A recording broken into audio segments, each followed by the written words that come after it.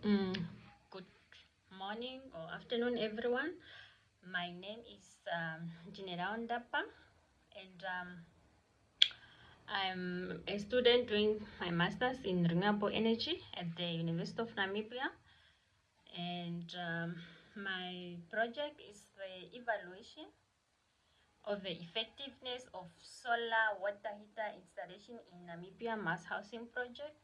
Um, that was done under Soltrain project, and it was supervised by Professor Zivai Chunguvare at the University of Namibia.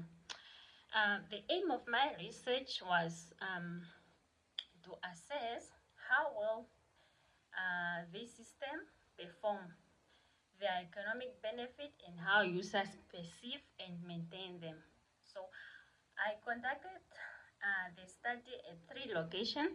One was the Osona village in Okahanja, where solar water heaters are compulsory and it was installed under mandatory installation. Karipip, where the installation were voluntary, and Windhoek Vocational Training Center, which represent an institutional installation. I used a mixed method approach combining both qualitative and quantitative research method.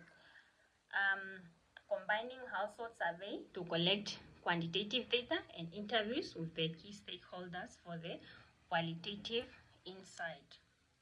So this helped me compare system functionality, energy saving, and user satisfaction, as well as the police enforcement across the different sites.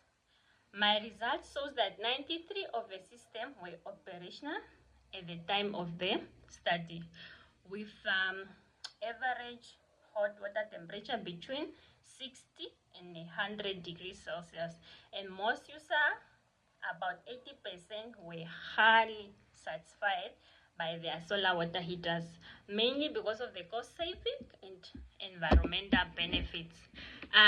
Mandatory installations generally perform better compared to the voluntary installation.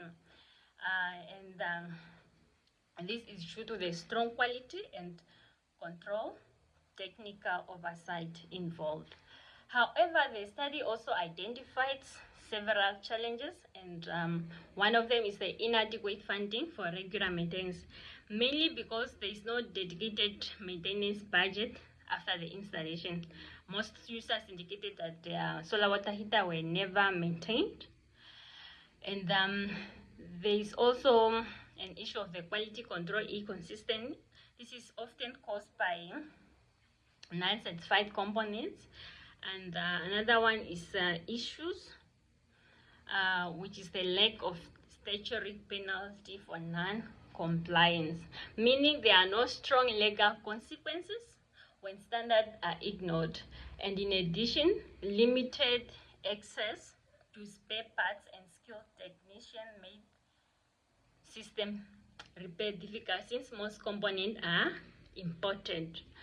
And lastly, low user awareness training leads to poor system monitoring, as many users didn't understand how to operate or maintain their system.